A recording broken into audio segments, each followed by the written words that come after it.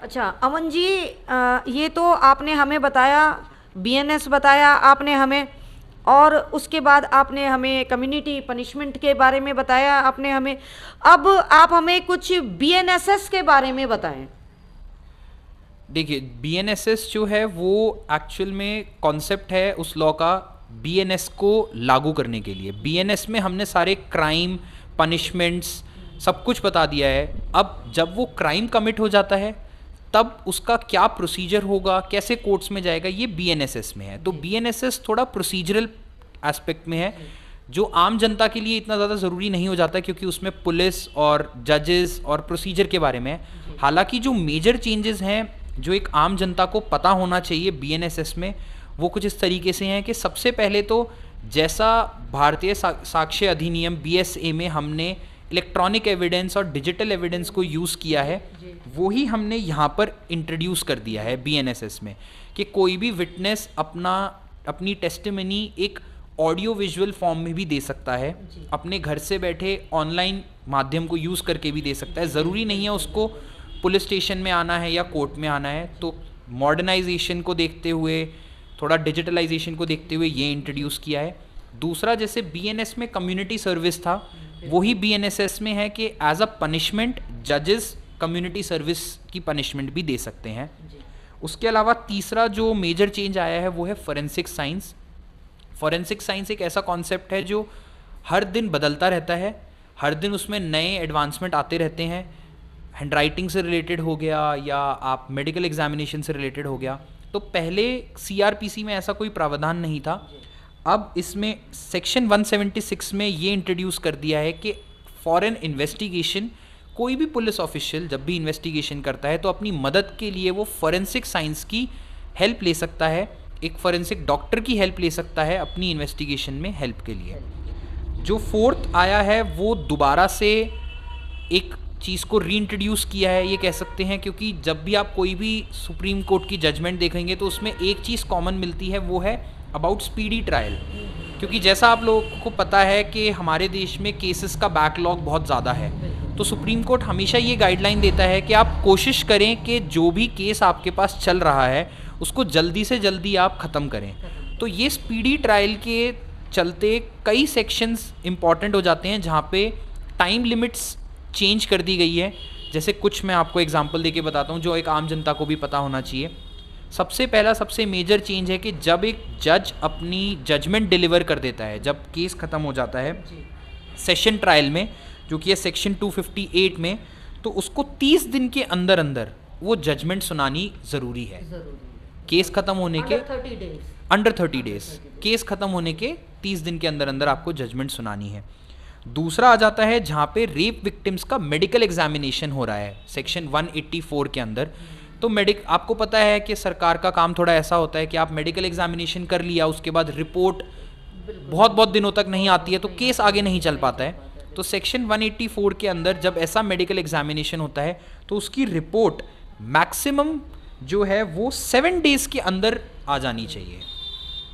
उसके अलावा सेक्शन 230 में है कि जहाँ पे मैजिस्ट्रेट के सामने एक एक्यूज्ड को अपीयर करा दिया गया है, तो विद इन 14 डेज, 14 दिन के अंदर अंदर आप उस एक्यूज को सारे डॉक्यूमेंट्स दोगे, केस से रिलेटेड चार्जशीट, एविडेंस, जो भी स्टेटमेंट्स हैं वो सब एक्यूज को प्रोड्यूस कराओगे विद इन 14 डेज, ताकि एक कोर्ट की फंक्शनिंग अच्छे से चलती है। एक और जो मेजर स्पीडी ट्रायल में चेंज है वो है प्रिलिमिनरी इंक्वायरी अंडर सेक्शन 173। तो 2 टाइप के ऑफेंसेस होते हैं, cognizable, non cognizable. Cognizable offences वो हैं जहाँ पे जो सज़ा है वो 3 साल से 7 साल के बीच में है। तो ऐसे कोई भी ऑफेंसेस का जब इन्वेस्टिगेशन करना होता है पुलिस ऑफिशियल को, तो उससे पहले एफआईआर दर्ज करने से पहले वो एक प्रिलिमिनरी इंक्वायरी कंडक्ट करेगा कि जो केस है वो एक्चुअल में सच्चा भी है या झूठा है। तो ऐसी प्रिलिमिनरी इंक्वायरी करने का टाइम आधारित कर दिया है 14 डेज। ऐसा नहीं है कि पुलिस ऑफिशियल उस केस को लेके एक डेढ़ महीना बैठा रहे, उसको 14 दिन के अंदर अंदर अपनी प्रिलिमिनरी इंक्वायरी कंप्लीट करनी है। इसके अलावा 2-3 मेजर चीज़ें हैं, जैसे एक है हैंड कफिंग के बारे में, जो हथकड़ियाँ पुलिस वाले लगाते हैं। तो कानून पहले ये था कि आप किसी को भी अरेस्ट करते हो तो आप हथकड़ी लगा के उसको लेके जाओगे। हालांकि आर्टिकल 21 में जो बेसिक फंडामेंटल राइट है उसमें कई इंपॉर्टेंट सुप्रीम कोर्ट की जजमेंट्स में ये बोल दिया गया कि हथकड़ी लगाना किसी भी ह्यूमन के फंडामेंटल राइट के अगेंस्ट है, तो आप हथकड़ी यूज़ नहीं करोगे। तभी आप अगर कोर्ट्स में जाते हो तो आप देखते हो कि पुलिस वाले अब हथकड़ियाँ यूज़ नहीं करते हैं। हालांकि BNSS में सेक्शन 43 क्लॉज 3 में ये डिस्क्रिशन दे दिया है पुलिस वालों को, अगर कोई हैबिचुअल ऑफेंडर है जो बार बार सेम क्राइम कमिट कर रहा है, कोई बड़ा क्रिमिनल है जो बहुत ही इन्फ्लुएंशियल है, या कोई ऐसा डेंजरस क्रिमिनल है, तो वहाँ पे अगर पुलिस वाले को लगता है कि हथकड़ी लगाना ज़रूरी है तो वो हथकड़ी लगा सकता है। ये एक चेंज आया है। इसके अलावा दो और बड़े चेंजेस है। एक चेंज है कि क्रिमिनल लॉ में आपको ना एक्यूज्ड की प्रेजेंस बहुत ज़रूरी है, लेकिन BNSS में ये चेंज कर दिया गया है कि अगर एक्यूज्ड आ नहीं पाता है किसी भी तरीके से, तो भी आप ट्रायल को स्टार्ट कर सकते हो, ट्रायल को कंटिन्यू कर सकते हो। आप वेट नहीं करोगे एक्यूज़ के आने का, क्योंकि इस चक्कर में क्या होता है कि डिले हो जाता है। और जो एक और लास्ट चेंज है वो है 0 FIR और EFIR, यानी कि अब आप इलेक्ट्रॉनिकली अपनी FIR को रजिस्टर कर सकते हो। और 0 FIR का कॉन्सेप्ट इंट्रोड्यूस कर दिया है। 0 FIR क्या होता है? अगर आप लोगों ने पिंक मूवी देखी होगी अमिताभ बच्चन तापसी पन्नू की, उसमें एक कॉन्सेप्ट है जहाँ पे वो बोलते हैं कि हमने आपकी 0 FIR रजिस्टर कर ली है, लेकिन 0 FIR CRPC में कहीं पे भी डिफाइन नहीं थी, उसके बारे में कोई भी जिक्र नहीं था। वो सिर्फ एक प्रोसीजरल एस्पेक्ट पे police station to police station differ करता था कि अगर वो लिखना चाहें या नहीं लिखना चाहें। अब BNSS में 0 FIR एक कॉन्सेप्ट की तरह इंट्रोड्यूस हो गया है। इसका मतलब क्या है कि ज़रूरी नहीं है जहाँ पर क्राइम कमिट हुआ है, या ज़रूरी नहीं है जहाँ पर आप रह रहे हो आप उसी पुलिस स्टेशन में जाके FIR दर्ज कराओ।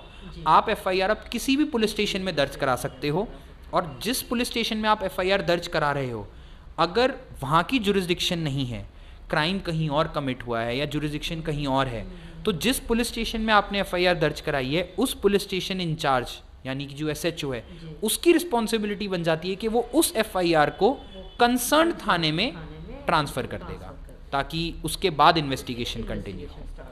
तो ये थे BNSS के मेजर चेंजेस जो मैंने आपको बताए। बहुत बहुत धन्यवाद। अच्छा, मैं एक लास्ट आपसे क्वेश्चन करना चाहूँगी अमन जी, कि नए कानूनों के विषय में आपने हमारे दर्शकों को बहुत ही अच्छे से आपने समझाया, क्योंकि ये दर्शकों को बहुत ही जागरूक करने के काम आएगा।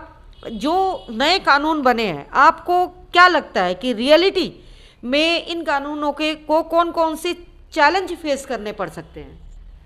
देखिए, कोई भी जो नई चीज़ आती है वो इतनी आसानी से तो इम्प्लीमेंट नहीं होती है, लोग उसको एक्सेप्ट करने में टाइम लगाते हैं। ऐसा ही कुछ इन कानूनों के साथ ऐसा लग रहा था होगा, बट उस हद तक नहीं हुआ है। काफ़ी ईजीली लोगों ने इनको इम्प्लीमेंट कर लिया है लीगल फ्रेटर्निटी में। हालांकि कुछ चैलेंजेस हैं जो फेस हो सकते हैं, जैसे कि मैंने एक पहले आपको बता दिया कम्युनिटी सर्विस का चैलेंज, जिसके बारे में अभी हमें कुछ ज़्यादा जानकारी नहीं है। तो जिस कॉन्सेप्ट के बारे में जानकारी नहीं होती उसको इम्प्लीमेंट करना थोड़ा मुश्किल होता है। पहला चैलेंज तो इस चीज़ के बारे में है। दूसरा चैलेंज जो हिट एंड रन के बारे में है, जो मैंने पहले ही बता दिया है। बाकी BNSS के कुछ चैलेंजेस हैं, जैसे कि तीसरा चैलेंज ये है जो प्रिलिमिनरी इंक्वायरी की बात करी थी। अब वो प्रिलिमिनरी इंक्वायरी एक पुलिस ऑफिशियल कैसे कंडक्ट करेगा, उसमें वो पार्शियल रहेगा, इम्पार्शियल रहेगा, क्योंकि 14 दिन के अंदर उसको रिपोर्ट देनी है। अब वो रिपोर्ट में क्या लिखेगा क्या नहीं लिखेगा, ये पूरा उसका डिस्क्रिशन है। तो हमने पुलिस ऑफिसर को कुछ ज़्यादा ही डिस्क्रिशन दे दिया है उस प्रिलिमिनरी इंक्वायरी को कंडक्ट करने का। क्या पता आप एक जेन्युइन केस लेके जा रहे हो और पुलिस वाला ये सोचता है कि नहीं ये जेन्युइन केस नहीं है, और वो FIR ही दर्ज नहीं करता है, उसके बाद आप क्या करोगे? तो ये एक मेजर चैलेंज है। एक और चैलेंज जो हैंड कफिंग के बारे में है, उसमें भी हमने डिस्क्रिशनरी पावर पूरी की पूरी पुलिस वाले को दे दी है कि उसको लगता है अगर हथकड़ी यूज़ करनी है तो वो करेगा, नहीं यूज़ करनी है तो नहीं यूज़ करेगा। ऐसे ही जहाँ BNSS में हमने पुलिस वालों को पावर दी है, तो वहाँ थोड़े चैलेंजेस फेस हो सकते हैं, क्योंकि आपको पता है हमारे देश में थाने का किस तरीके से फंक्शनिंग है। अब FIR लिखवाने आप जाते हो 0 FIR, क्या पता वो लिखने से ही मना कर दे और वो बोल दे कि आप कंसर्न थाने में ही जाओ, तब आप क्या करोगे? तो थोड़े थोड़े चैलेंजेस तो हैं। जहाँ पे एक और मेजर चैलेंज आता है डिजिटल एविडेंस के बारे में, इलेक्ट्रॉनिक एविडेंस जो है। अगर आप घर से बैठे आप अपनी स्टेटमेंट रिकॉर्ड कर रहे हो, तो इसकी गारंटी क्या है कि आपकी स्टेटमेंट जो है वो सच्ची है? वो स्टेटमेंट कोअर्स नहीं है पे रखा है या नहीं रखा है। तो ये कुछ चैलेंजेस हैं जो फेस करने पड़ सकते हैं बीएनएसएस और जो भी नए लॉज आए हैं उसमें। ये थे अधिवक्ता अमन चौधरी, जिन्होंने हमें बताया, हमारे दर्शकों को बताया कि नए कानून में जो बदलाव आए हैं उनके विषय में। धन्यवाद। तुलिका दत्ता, सत्य आप तक।